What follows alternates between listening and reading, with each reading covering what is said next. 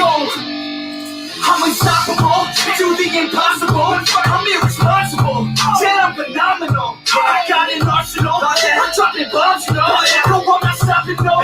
Conquer the option. To the top, here I go, think I'm chosen to be the king of rock, think the people are spoken. I can hear the tick-tock of the clock, I'm in motion. So now I'm gonna pop, causing all this commotion. Yeah, sometimes I think that I'm unstoppable. Yeah, ready to go, man, lock it up. That's right, I swear to God that I could drop it, bro. I got a shot and I ain't stopping, no. That's how I know that I'm unstoppable.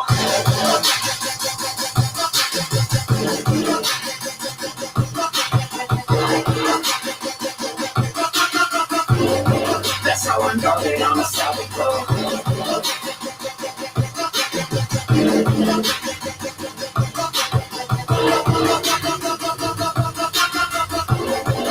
Yeah, let's go.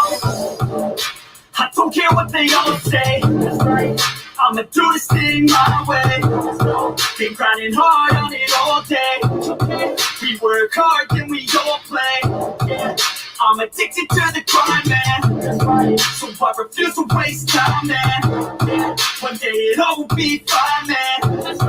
Gotta commit to the climb. You know we're back with the game, setting records every minute, every track. In addition to the fact that we're ready, still relax. Something's missing, need a track that is hitting the racks, making millions.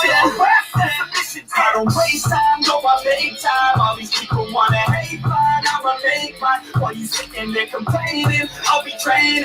While you sitting there just waiting, I'm creating. Yeah, sometimes I think that I'm unstoppable. Yeah, ready to go, man, rock and roll. That's right, I swear to God that I could drop it, bro. I got a shot and I ain't stopping, no. That's how I know that I'm unstoppable.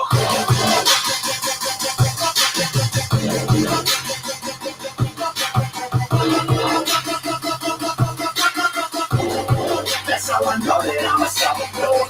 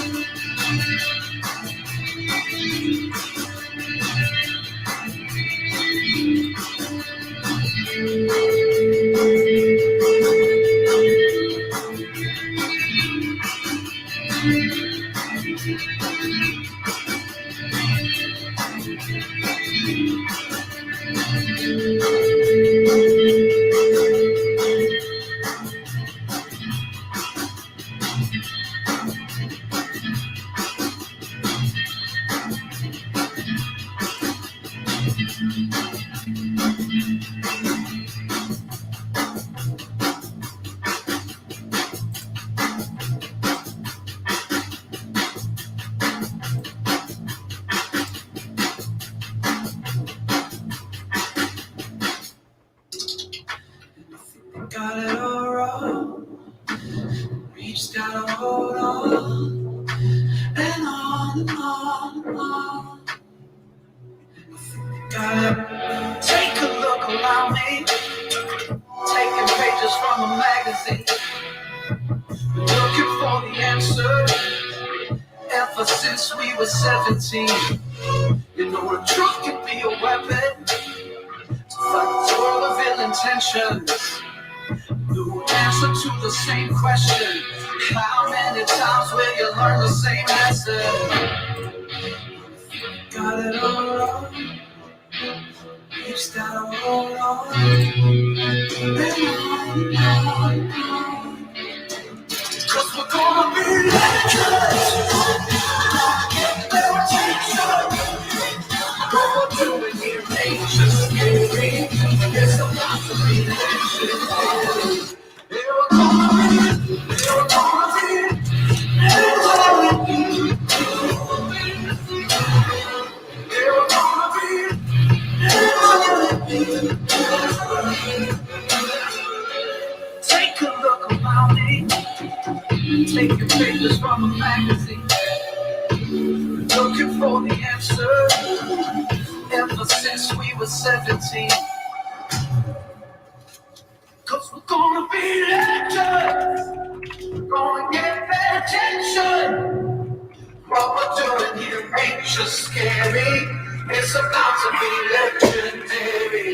Yeah, we're gonna be legends. Gonna teach more lessons. Got this feeling in our souls we carry.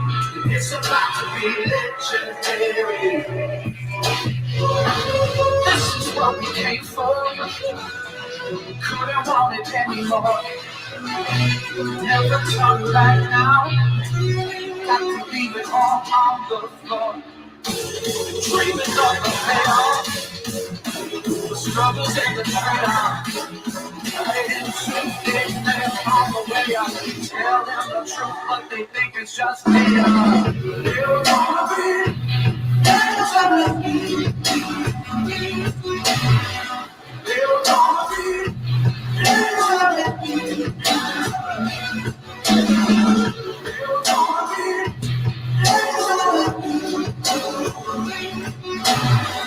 They're gonna be legendary. We're gonna be legendary.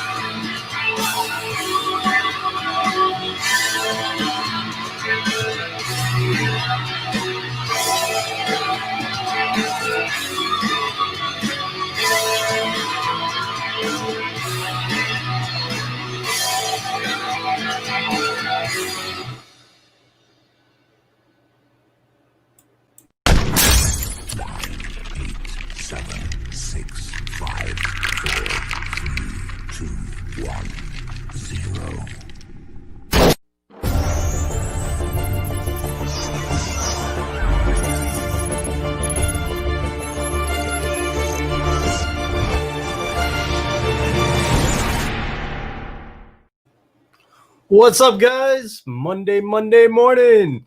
That Christmas holiday is coming close. We're drawing in.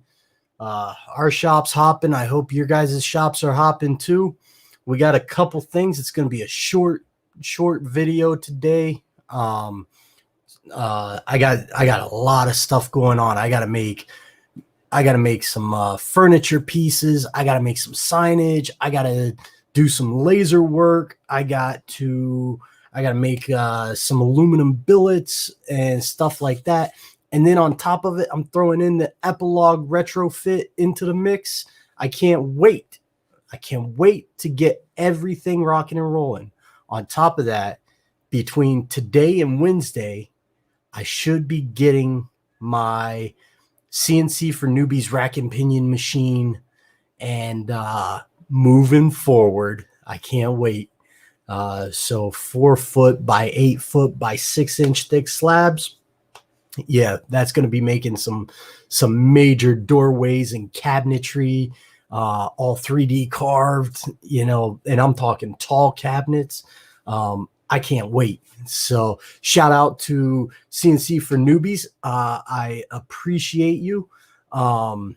We've got, we move forward on the Alex Maker Endurance Laser machine build. We're moving forward on that. That's a 10-watt blue diode laser from Endurance Lasers and the Alex Maker machine off of Banggood.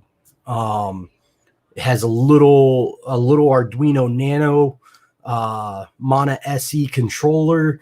It's very cost effective. They're great little entry level engraving machines. Okay, so don't hesitate to get in on on something like that. We got Copperhead Mike in the house saying good morning. Let's see what else we got. Copperhead's tweaking his post processor for his home built plasma machine.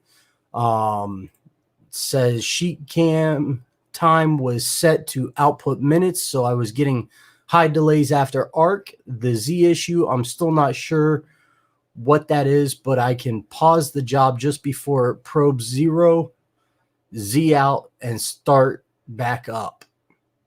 Okay, so you basically need to write a little script. So if that's what's happening, Mike, all you need to do is write a macro that re-zeros your DRO in Mach.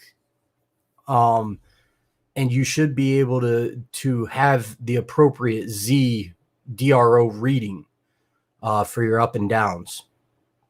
Delay after arc was 5.4 seconds, causing it to blow out the metal on the back side.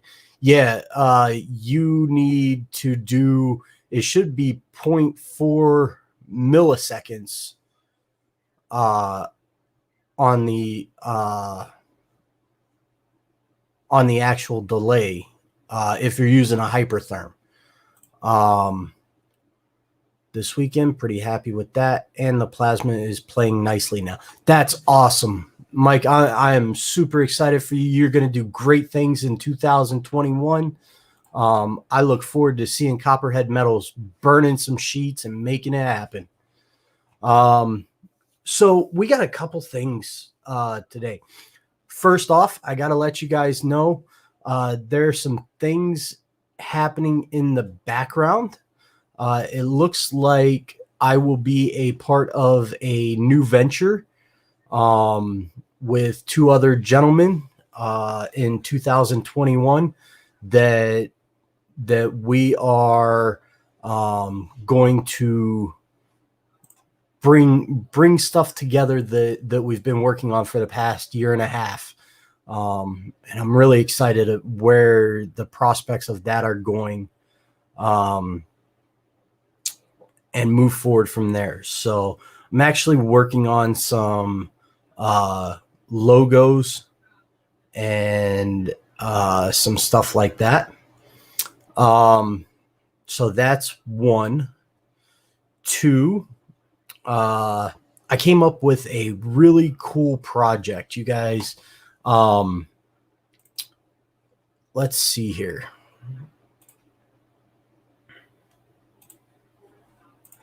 Let's go here.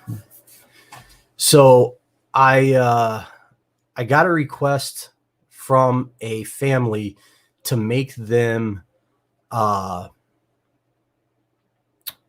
mantle brackets. And I was thinking, what is a mantle? And for me, a mantle is where you actually, Copperhead Mike's using a plasma Hypertherm Power Max 65 plasma power unit on his table. And Carlos says, yo, what's up, Carlos? I was just talking about what 2021 holds for the three-headed dog. You know, we'll find out in the future where we're going. But anyways, I worked on this project last week for a mantle bracket. And for me, a mantle represents a family unit, a single family unit where two people come together to create their own family. And I was really like, what does that mean? You know, and how can I incorporate the two families coming together as one? So I came up with these monogram gussets that stabilize the brackets together. And to me, that represents the actual family unit, you know. So as they're doing this and they're making life happen, this is what you end up with, is two families coming together as one. So I put the monogram for the husband on one side, the monogram for the wife's name on the other side, and up top they have their family pictures coming together as one. And at first I thought, man, I really overshot this. Like my artistic side, my conceptual, like lineage, family orientated mind really took it too far. And I put it to the client and she was like, that's not what I wanted. That's not what I asked for. And I explained the purpose of them and what it was. And she was like, oh my God, I love it. You know, and I was like, okay, so I hit the mark there. And then like my artistic mind kicked in and I made them. I powder coated them flat black and I was like, okay, we've got this. And then all of a sudden I came up with something where I was like, you know what? These colors would be much better. And I started taking it too far again in terms of changing the colors and pushing colors instead of just, hey, this is what the client wants, make that. Okay. And I tell you guys this because I want you to understand, when you're doing client work, you have to be you have to be cognizant of a very good balance of your artistic leeway and what the customer is expecting. Okay. That can change from day to day, from hour to hour. And it really depends on how you catch your client and everything like that. So, this one worked out for me. I'm not going to lie. It worked out good. We got it taken care of. Um, it's one of those, uh, I got lucky. I got lucky that the client saw my vision and agreed with it, but that's not always the case. So I just wanted you guys to really understand, like, you can take it too far sometimes, and don't do that. Okay. It sounds so simple, but a lot of people lose sight. They're like, oh, this was going to be the greatest mantelpiece ever. And I'm thinking, I want to play with my CNC machines. This is a close family member, and she's actually a very large influencer on TikTok, Instagram, and Facebook. So like, this could really make or break some opportunities for my business by her showcasing my product. So I want to show her, like, this is what I'm doing. And you know, for her, she's thinking, okay, I want this, get me this, and it'll be done. So just make sure when you're working with clients and stuff that you don't take it too far just because you can. It's all good on your own personal projects, but don't do it on your customers' projects unless that's what they want. Okay. Try and run things by them as much as possible, give them some feedback and leeway, and go from there. Carlos is popping in. He's got a ton of great comments. Loving that. Thank you, guys. All right, let's close out of this. So next thing, I gotta give a shout out to my girl, Miss Elise the Peace. For those of you that don't know, my daughter is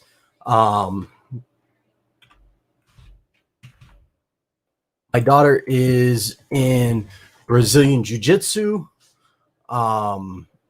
She is in Muay Thai kickboxing, and just all around, she's a badass. Like, don't mess with her. I'm old and frail now, I guess, but she beats me up. So, don't mess with her. And we have Miss Elise and Sifu Ryan to thank for that. But this is fantastic. Miss Elise is based out of State College, PA, at CPA MMA. Usually rolls off the tongue much easier.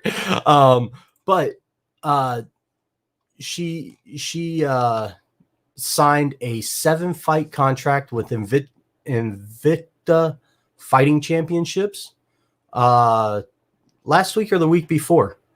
And let me tell you, this woman is a beast. She will beat your ass. And I'm excited that she's teaching my daughter. This is Miss Elise. This was her morning post. Check this out. She's getting in them reps. Watch this. She's just running it. Like you don't even have to worry about it. She's just going to destroy you. And she's always such a positive impact on the fighters at the school, but more so she gives a positive impact to the young ladies. She teaches the female kickboxing class at the school. And let me tell you, she has influenced my daughter in ways she'll never know. And I just wanted to give a shout out to her because she's doing great things. I getting those reps in.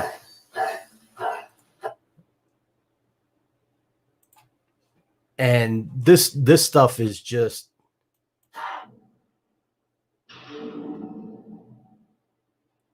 look at that. So that's Miss Peace Elise. Yo, what's up, Tiff? How are you doing? I want to give a shout out to her. And then the next topic of business. This is something that's really cool to me. I popped in here, not really knowing what Monday was going to bring for me. And as I was doing it, oh shit. Oh man. I just got an update, guys. I just got an update. It looks like the CNC for newbies is out for delivery today. It's going to be here by like 10 o'clock. I'm definitely cutting this live off early because we're getting the big machine today. You guys will see a live broadcast in the groups and on Facebook, and you'll see video of us unloading it off the truck and hopefully slamming this thing together quick so that we can do a test run in this week, like hopefully tonight. Yo, Ken, how are you doing, sir? So anyways, okay, back to the topic at hand. I'm going all over today. Okay, so we talk a lot about these relays. This is a big part of my robotics and my CNC. But you know, you guys see me doing videos and stuff like that from out in my shop. Now I started getting into actually doing videography and like trying to get good videos and trying to learn a camera and software and stuff.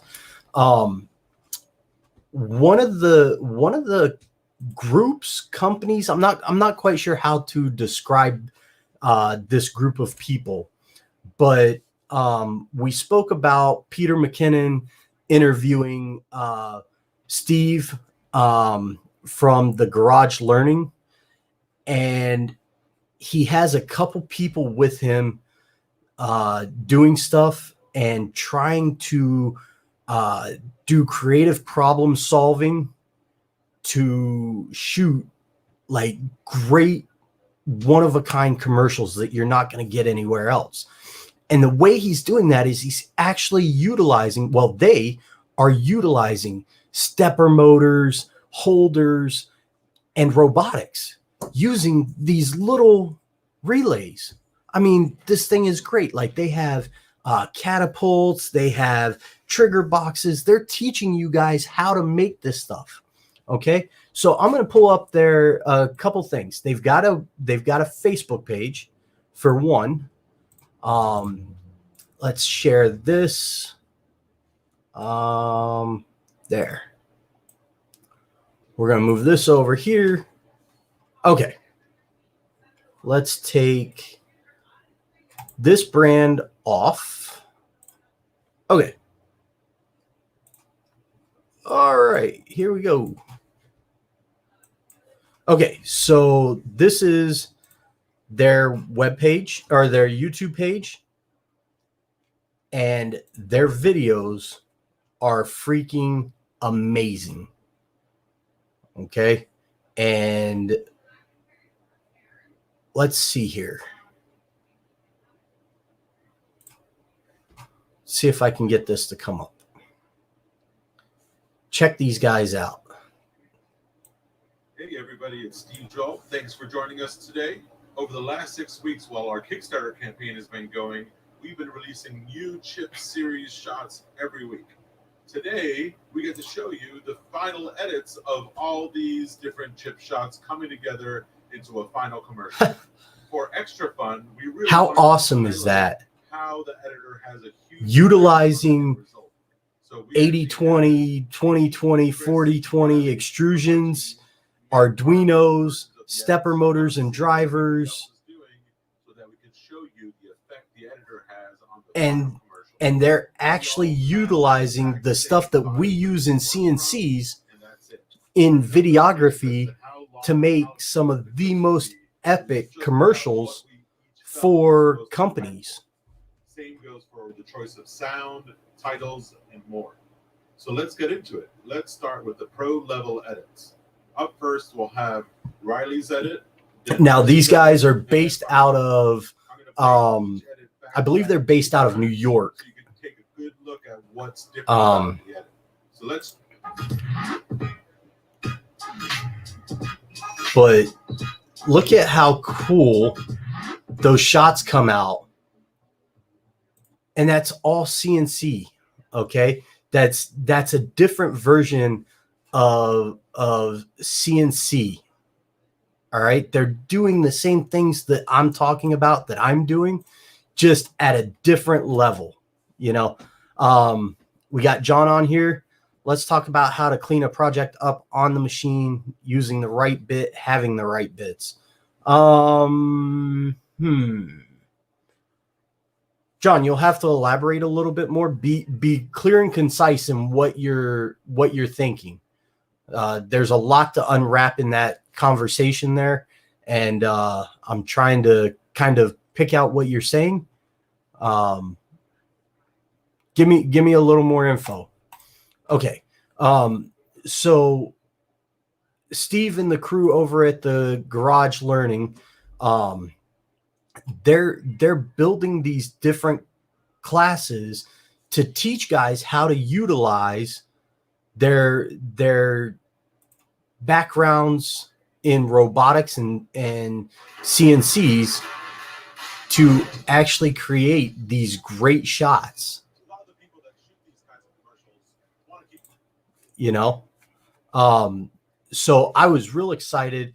And one of the reasons why they made it on this morning's broadcast is I reached out to them on Facebook just to give them a congratulations on their Kickstarter and how much they've been able to raise on their Kickstarter. And almost immediately they got back to me. Now, these are people that I look up to and I fanboy geek out on what they're doing. And they're sitting there like actually messaging me back, interactive, real time messaging me back. And I was dumbfounded. I was like, man, that takes so much dedication to run the program that they're running, to do the stuff that they're doing. And then they still take time out of their day to personally answer messages. You know, I don't know if you guys realize, but like Coffee and Cuts takes out of my time from the shop, and it kills me because I don't have infinite time. I have very limited time in the day. So I'm like, oh man, I got to get this done. That way I can get out there and do this. So for them, they're on a much bigger scale than I am. They're working with multi-million-dollar corporations doing this, and they're still answering me, you know? So to me, I'm like, they just solidified everything. You know, it just, I got a fanboy out about it. That's all there is to it. They have so many cool videos out, you know, and they work with Daniel Schiffer, Peter McKinnon, you know, they have all their own guys, Steve and Riley and Matt. You know, I'm really excited. So this is their YouTube page. We've established that. This is their Kickstarter. So if you guys are looking to learn how to up your game in videography, utilizing relays and steppers and like having a solid like multi-million dollar looking commercial for your stuff, this right here is where it's at. They have a full online film school that they're building.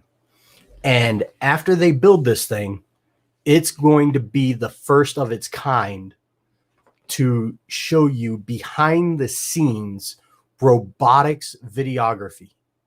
Okay. And they have their curriculum is insane.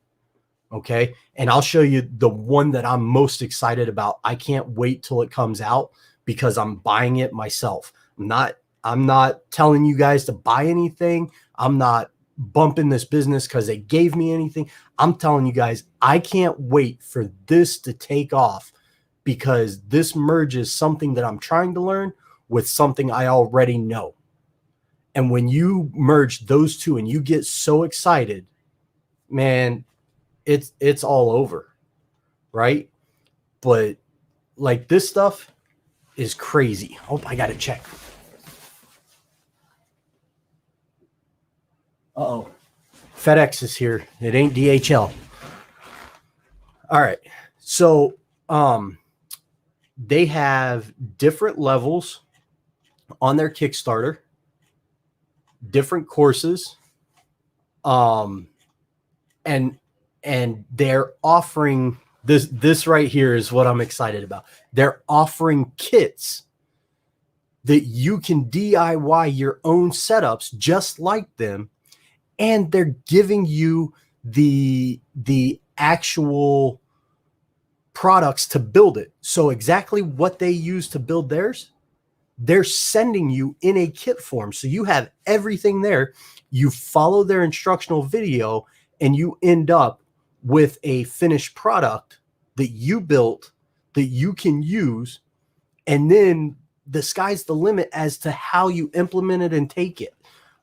This right here is going to revolutionize the way that we look at videography, film, photographs, and stuff like that. Check this slider out. You guys know I 3D printed a slider. I made it.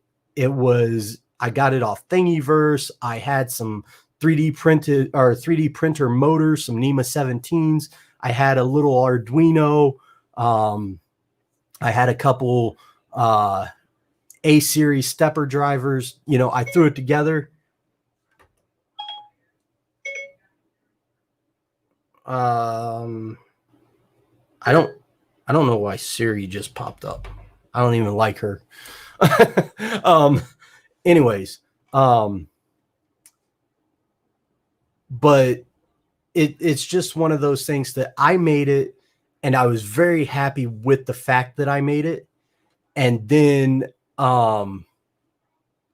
it just seemed like a lot of people weren't as excited as I was, but it's going to revolutionize the way that I make my videos because now I can have one camera set on me, another camera panning back and forth on me and creating tension and movement and just grabbing attention.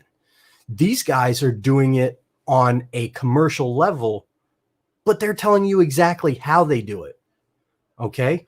And the one kit that I am looking forward to the most is their trigger box kit. For those of you that don't know, a trigger box is just a relay box, in their case, with a driver, with a microprocessor, an Arduino. Let's see here. I'm trying to see if I can pull it up. Let's go to their YouTube. Let's go to their videos. Right here. Okay. This is Riley, and he's actually talking about how they make a trigger box. and we froze up. I think I'm using a lot of bandwidth between my daughter's online schooling. My wife is Zoom meeting, and I'm doing my broadcast, you know. So we're using up a lot of bandwidth this morning. Let's see. A lot of cuts come out with a lot of cleanup burrs on the machine. So when it comes off the machine, it's ready to paint. Wife spending a lot of time cleaning up projects. What I'm trying to say is projects coming off the machine have a lot of burrs. Okay, John, we can talk about that.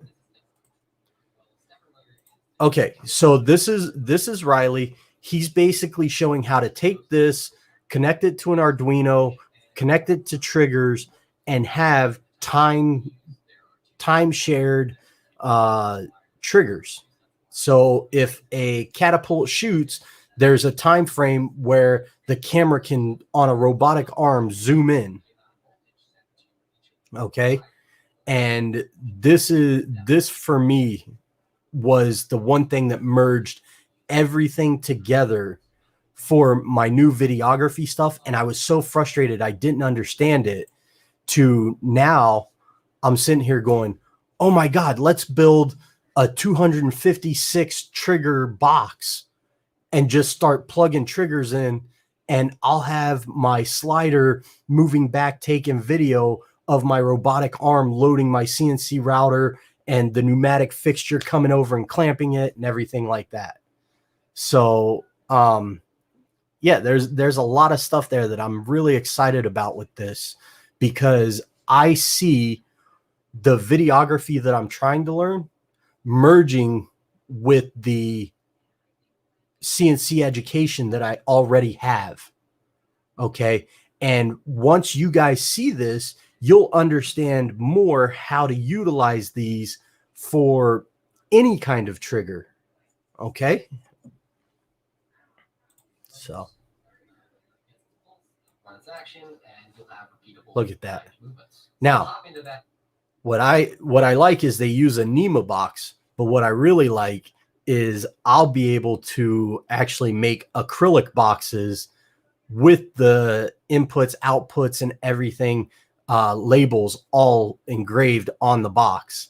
And let's be honest, if you can bling it out, you need to. A bit later, but the first thing we're going to do here is talk about the fake way to run the Arduino. Okay, this is the simple stuff. I go over a lot of this with guys on the actual messenger and groups a lot, and that's the Arduino with the stepper driver. You guys heard me talk a lot about the Demon controller for CNCs.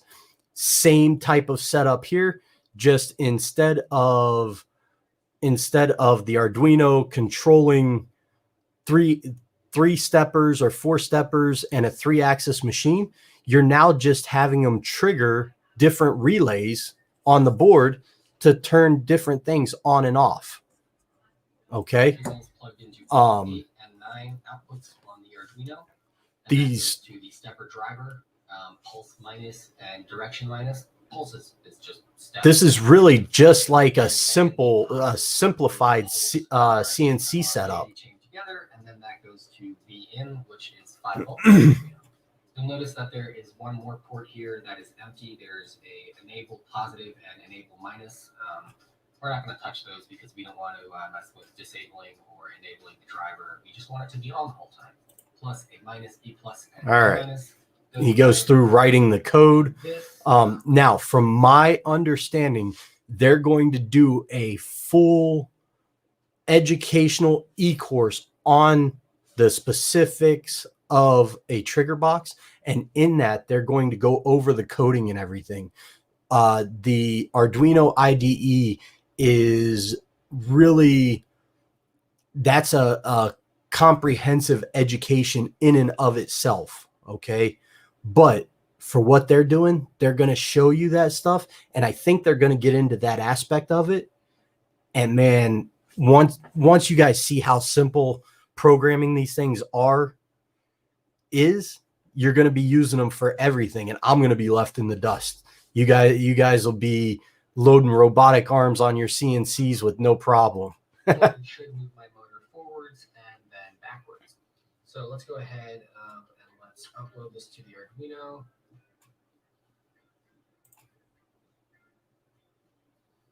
Now notice he has everything timed out. But what else can you do with this? So I'm going to close the sketch and I'm going to open when I upload the sketch. So now he added a button the motor should move. So as an input. This, upload this, and nothing happens. But when I press the button,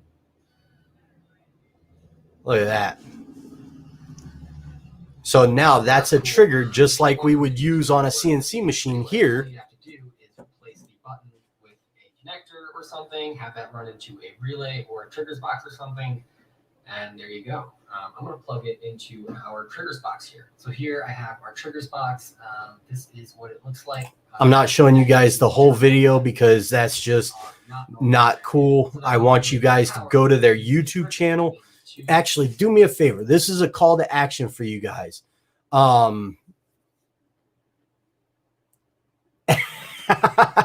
Copperhead Mike, do me a favor. You guys go over to their YouTube channel, click the subscribe button, like their video, like pick out a video, like their video, and tell them Chris from Croft CNC, mention them on Coffee and Cuts, and let them know how much I appreciate them and how much you enjoy their videos. That's my call to action for today. Okay? Please, I want these guys to succeed in making their Kickstarter campaign go above and beyond their dreams. I want them to put this stuff out because Steve has some bolt robotic arms I'm going to show you in a minute after this. You're going to trip out. On the 24-volt outputs, when the relay gets power, instead of connecting now, to Copperhead Mike, you could use this to make a CNC gantry crane, like what I did out in the shop. You can actually CNC a Harbor Freight crane with a chain drive, and you can actually move it with a 1,200 ounce stepper motor with different triggers, with different limit switch triggers. Okay, so for your simple setup, you could literally do a 10 sheet run on your plasma and never have to touch the sheets. Okay, you use a bunch of little suction cups, and you have trigger on, trigger off for every one of the suction cups, and they're in quadrants. And then you can turn those off and on, and they'll actually pick up your material whenever it's cut, and you could take and put it on a big pallet offset, and you can actually go pick up the next sheet and load it onto your machine. And it's just a simple CNC program with relays, and move on. And that's how it can implement into your plasma cutting system. This they're using for like timing catapults and turntables and everything like that. But there's so many applications for this that people don't understand. And Riley and Steve and the guys over at the Garage Learning are making it happen.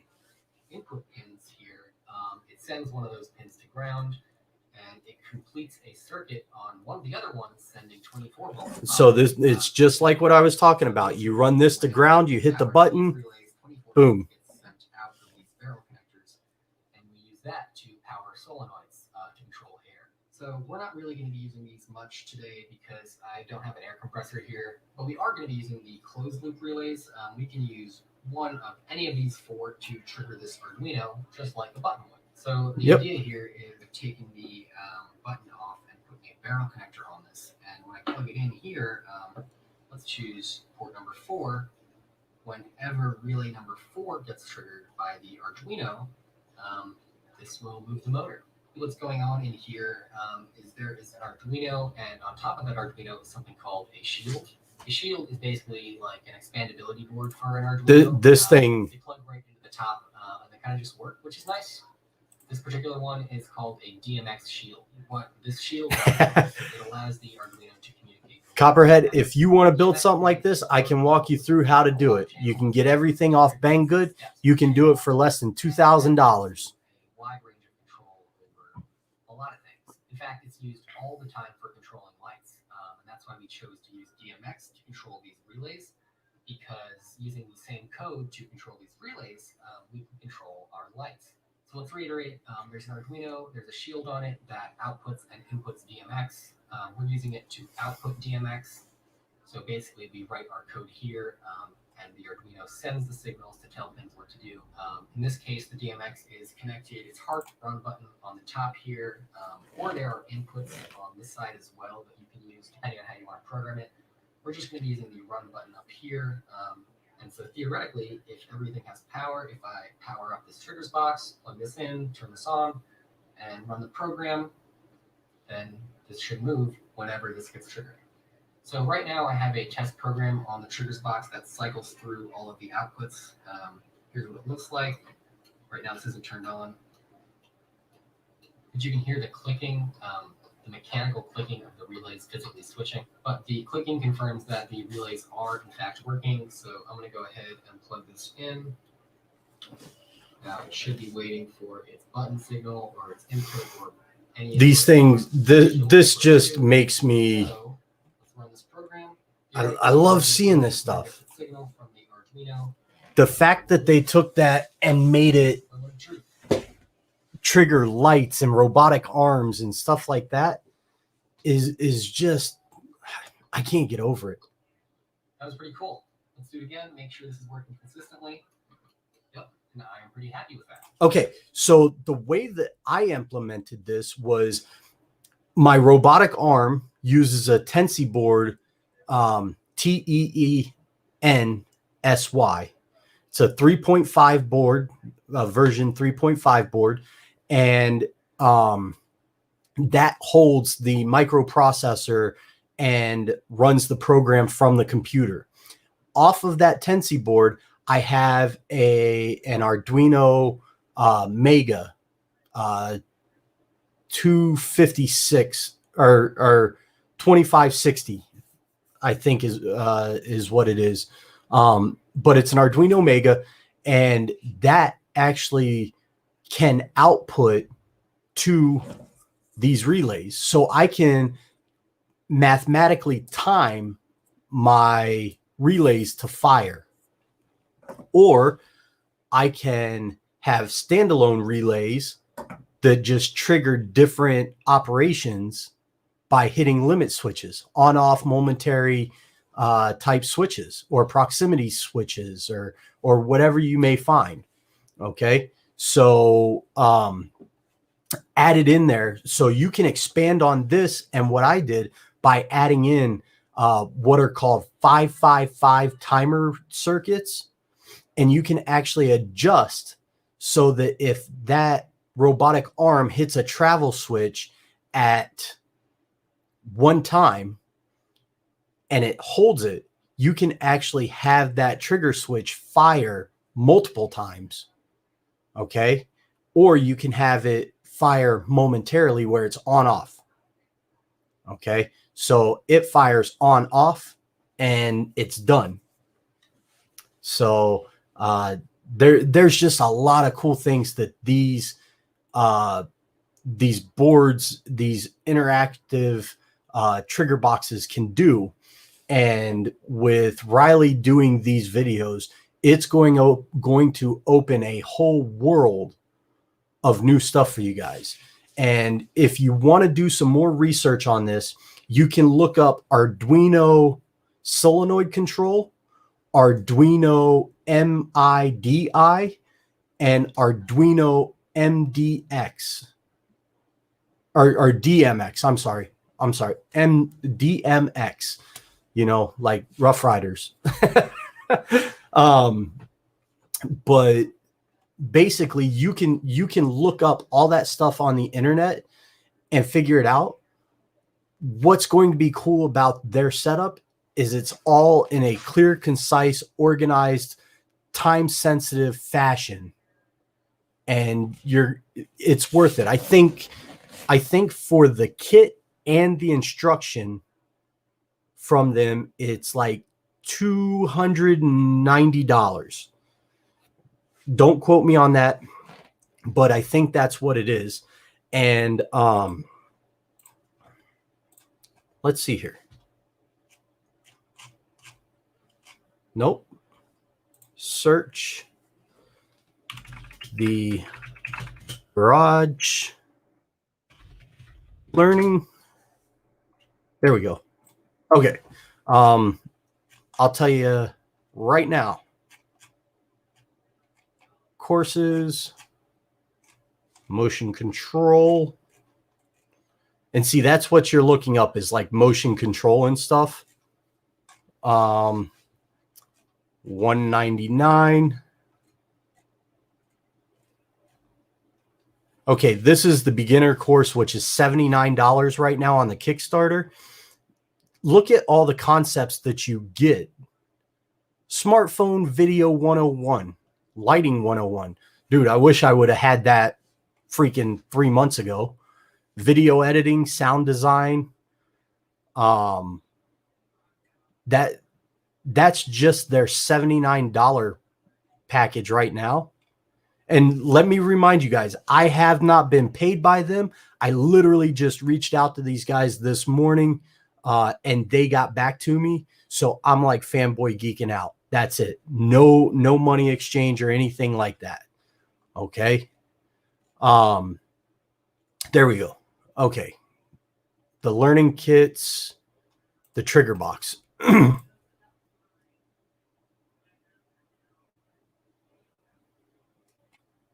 All right. Okay. Come on. You can do it. All right. Soft panel trigger box. Let's see if we can.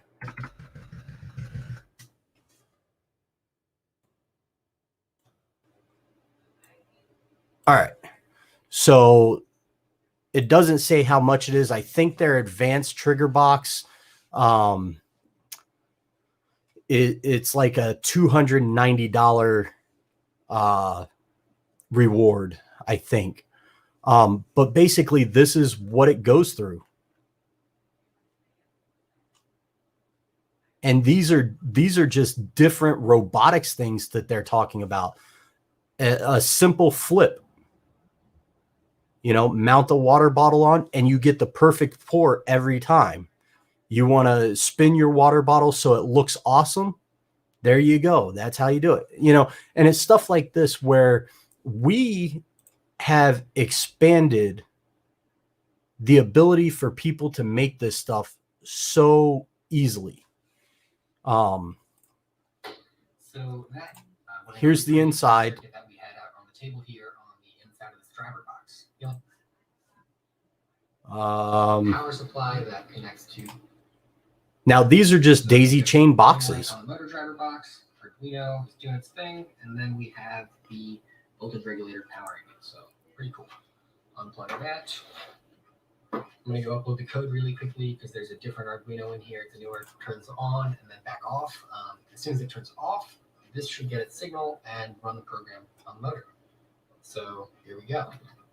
On and off. Sweet. Look at that. So as soon as it shut off, this got its signal, and that is. And that is just one of the things that they talk about. I've got to show you guys his.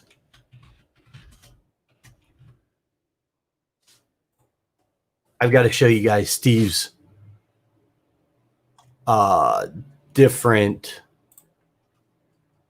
videos. This is Peter McKinnon's reaction And look, you can see I watch this quite often. Come on, baby.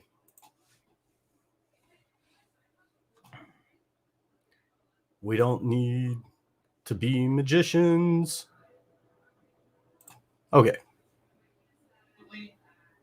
Incredible.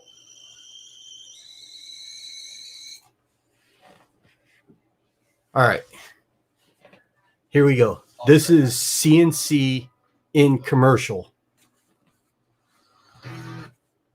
I should have downloaded the video and that. I just want to give a shout out to Peter McKinnon also. Peter, you influenced me to start making A, this broadcast, and B, making my video, my shop videos look better.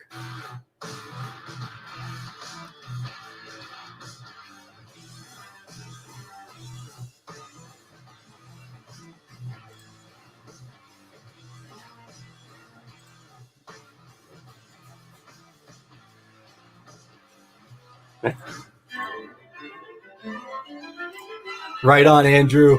Absolutely. I'm crushing on them. Yes, Copperhead Mike, the Kickstarter has the pricing and the rewards you get.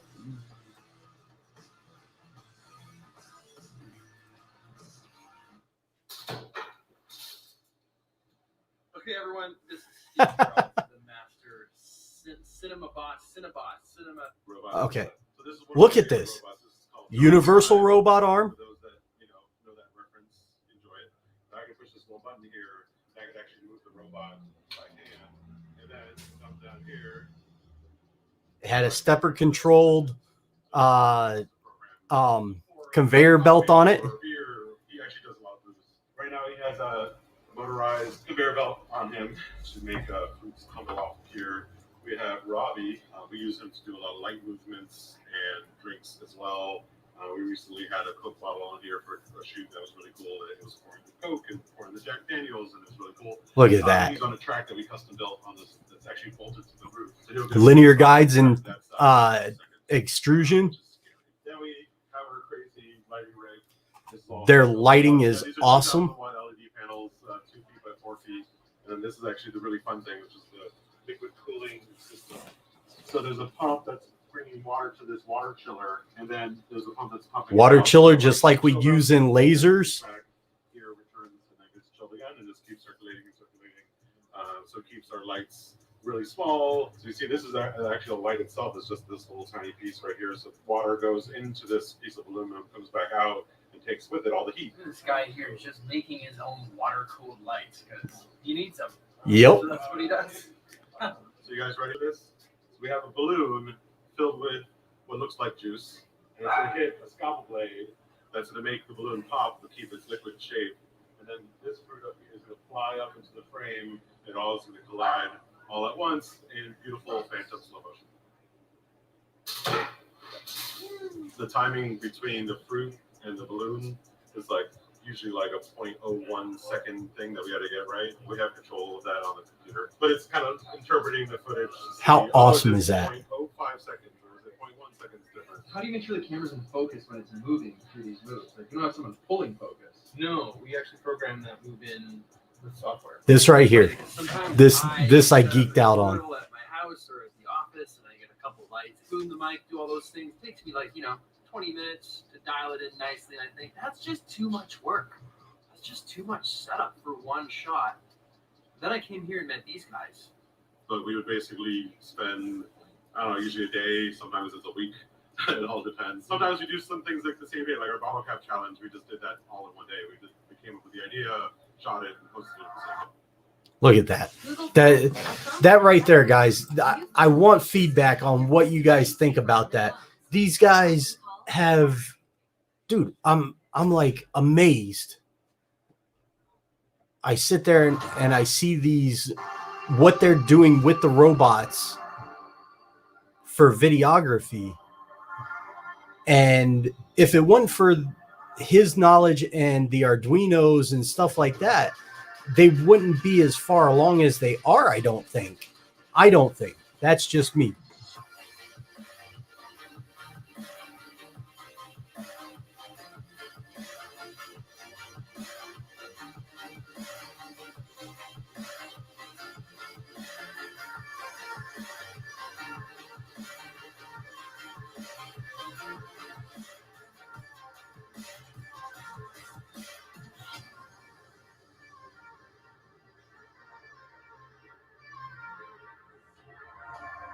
I mean, that's just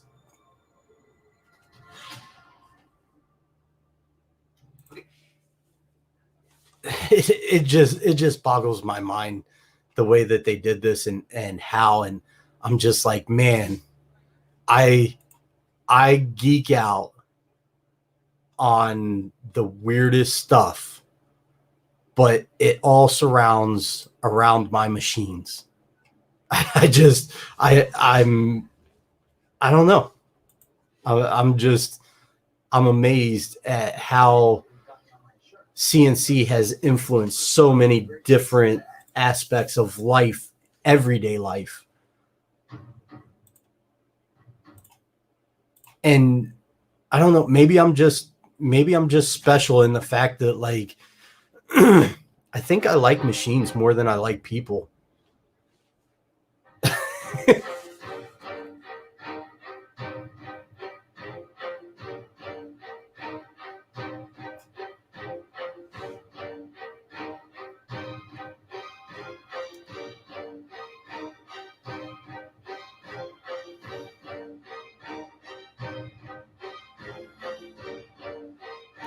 And the editing and cinematography in these commercials is amazing. Think about that.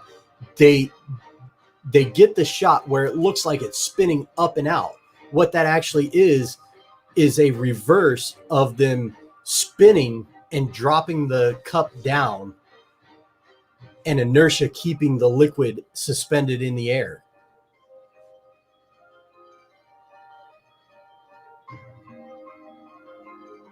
That was the Dunkin' Donuts commercial. All of that's put out by computer and CNCs.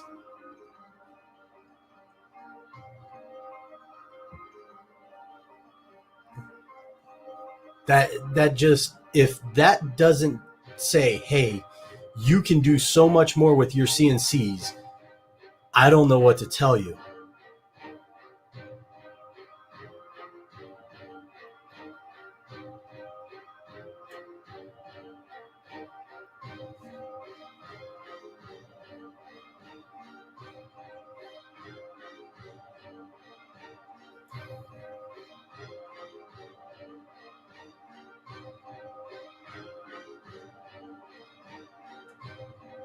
All right, we're done with that.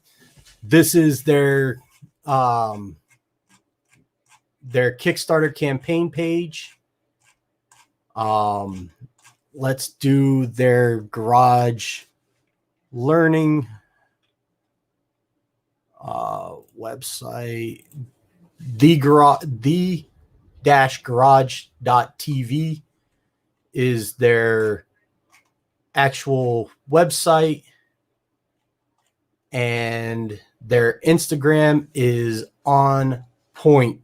Let me tell you, follow their Instagram, tell them I sent you, and let them know we're all geeking out over the stuff that they do. With that being said, I got to get stuff done. I've got to move forward, so we're going to cross out of that. All right.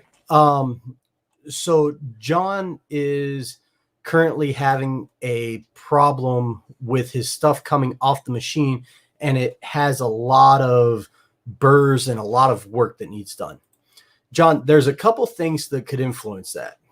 One is bit selection. Are you using the proper bit? And is it set properly in the design software and CAM software? Okay. most of the time you're getting burrs and stuff that can be step over issues and tool design. So maybe you're using a ball nose tool instead of a flat end mill tool. Okay, that could be the issue. Another issue could be the actual speeds and feeds. Remember, the faster you go, the more accuracy and rigidity of the tool you're sacrificing. As you machine something and that tool goes down and it's moving, it's being pushed back and to the side. So it actually has a diagonal coefficient whenever you're moving it. Okay. On top of that, you have the issue of the machine itself. Maybe the tool is rigid enough. Maybe you're using a 1/4 inch end mill. You're taking like a 30 thousandths cut in white pine. Your machine itself, the actual spindle, let's see, may actually be moving where it tilts the tool. Okay, so you're not getting a good cut on the tool. You're not utilizing the tool the way that it should be. Okay.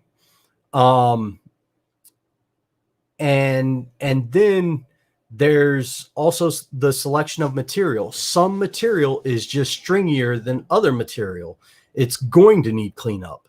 That's an organic wood product. It has fibers. It has stuff that pulls up and pulls out and stuff like that. One of the things you can do is select the right tool, select the right settings.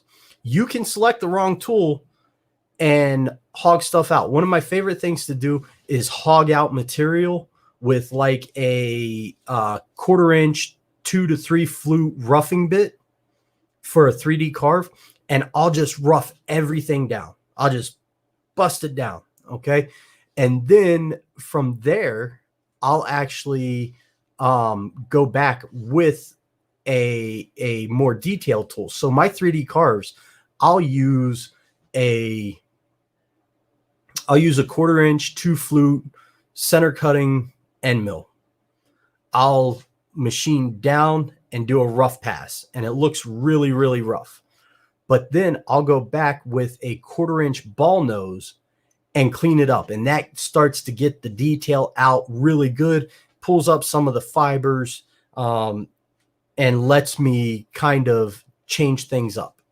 Okay. Then after that, I go back and I use a 1 millimeter tapered ball nose end mill, and I go nice and slow and small step over, and I get those detail passes that you can't beat. It takes a lot more time, but my products come out needing very little finishing, very little. And typically I run just a Scotch-Brite pad over top of them, and it cleans up any of the hairs, and then I go right to finishing. And that's what I do. John says he sent me a picture.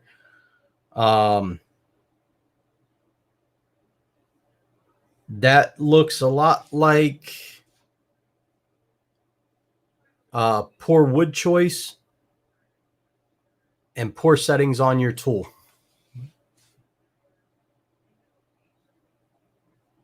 I'm getting a lot of reflection off the thing there. But that's what that looks like. Nothing. I can't help you out any more than that, other than,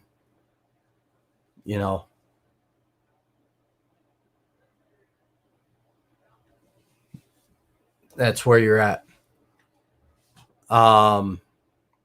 It's pine. Yeah, you're gonna have stringiness that you're gonna have to clean up. It's a soft wood. Some of the fibers tear out, and that's what you're left with. You can do cleanup passes. So after you cut that, you do a finish pass with a very light cut, a normal to conservative feed rate, and the proper tooling. Make sure you have sharp tooling. That's the best I can tell you on that, man. But it is 10 o'clock. I got to get my ass out to the shop. I got to make some stuff today. I got to ship some stuff today, and I got a machine coming. So I'm going to bid you guys adieu. I hope you guys have a great Monday. I'll see you on the flip.